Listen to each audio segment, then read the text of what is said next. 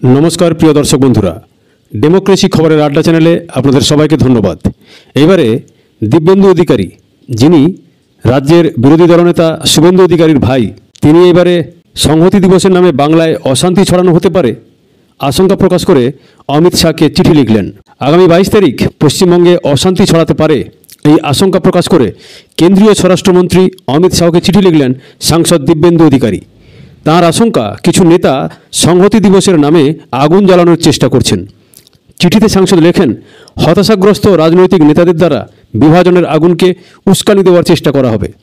प्रसंगत बाबरी मस्जिद ध्वंसेर बार्षिकी उपलक्षे संहति दिवस पालन करबे तृणमूल कংগ্রেস। आगामी 22 तारिख राम मंदिर उद्बोधनेर दिन पश्चिमबंगे अशांति छड़ाते पारे और এই आशंका থেকেই তিনি কেন্দ্রীয় স্বরাষ্ট্রমন্ত্রী অমিত শাহকে চিঠি লিখলেন। চিঠিতে দিব্যেন্দু অধিকারী লেখেন হতাশাগ্রস্ত রাজনৈতিক নেতাদের দ্বারা বিভাজনের আগুনকে উস্কানি দেওয়ার চেষ্টা করা হবে। শুধু স্বরাষ্ট্রমন্ত্রীকেই নয়, রাজ্যপাল সিবি আনন্দ বোসকেও চিঠি লিখেছেন সাংসদ। সপ্তাহখানেক আগেই বাবা শিশির অধিকারীকে সঙ্গে নিয়ে রাজ্যপালের সঙ্গে দেখা করেছিলেন দিব্যেন্দু অধিকারী।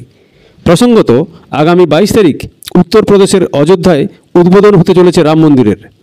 আর মন্দির উদ্বোধনকে ঘিরে একেবারে সাজো সাজো রব গোটা অযোধ্যা জুড়ে। কার্যত রাজসূয় যজ্ঞের প্রস্তুতি হচ্ছে অযোধ্যায়। মন্দিরের উদ্বোধন করবেন প্রধানমন্ত্রী নরেন্দ্র মোদী। যদিও সেই রাম মন্দির উদ্বোধনের অনুষ্ঠানে উপস্থিত থাকবেন না বাংলার মুখ্যমন্ত্রী মমতা বন্দ্যোপাধ্যায় তথা তৃণমূলের কোনো প্রতিনিধি। পরিবর্তে ওই দিন কলকাতায় সংহতি মিছিলের ডাক দিয়েছেন মুখ্যমন্ত্রী মমতা ব্যানার্জি। মমতা জানিয়েছেন সকালে কালী মন্দিরে পুজো দেবেন তিনি, তারপর হাজরা থেকে পার্ক সার্কাস পর্যন্ত মিছিল করে যাবেন। সেখানেও একটি সভা করবেন মমতা। মিছিলে সাধারণ মানুষকে যোগদানের আহ্বানও জানিয়েছেন তিনি। আর এখানেই শেষ নয়, ওই দিন প্রতিটি জেলায় প্রতিটি ব্লকে সম্প্রীতি মিছিল করার জন্য দলকে নির্দেশ দিয়েছেন তৃণমূল নেত্রী মমতা বন্দ্যোপাধ্যায়। এদিকে ওই দিন মিছিল করলে রাজ্যের সাম্প্রদায়িক সম্প্রীতি নষ্ট হতে পারে বলে কলকাতা হাইকোর্টে জনস্বার্থ মামলা করেছিলেন রাজ্যের বিরোধী দলনেতা শুভেন্দু অধিকারী। যদিও সেই মামলা বৃহস্পতিবার খারিজ হয়ে যায় হাইকোর্টে। আদালত জানিয়েছে সকাল 11টা থেকে বিকেল 5টার মধ্যে করতে হবে মিছিল। হাজরা মোড় থেকে পার্ক সার্কাস পর্যন্ত নিরাপত্তা দেখবে কলকাতা পুলিশ। বিজেপির তরফে কেন্দ্রীয় বাহিনী মোতায়েনের যে আর্জি জানানো হয়েছিল তাও খারিজ করে দেওয়া হয়েছে। সেই বিষয়ে আদালত জানিয়েছে এই মুহূর্তে কেন্দ্রীয় বাহিনীর কোনো প্রয়োজন নেই।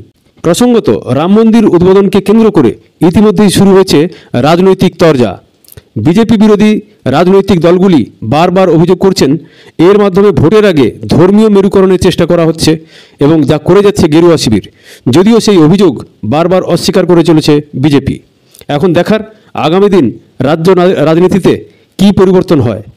খবরের সঙ্গে থাকবেন। ভালো লাগলে চ্যানেলটিকে লাইক এবং সাবস্ক্রাইব করবেন। ধন্যবাদ, নমস্কার।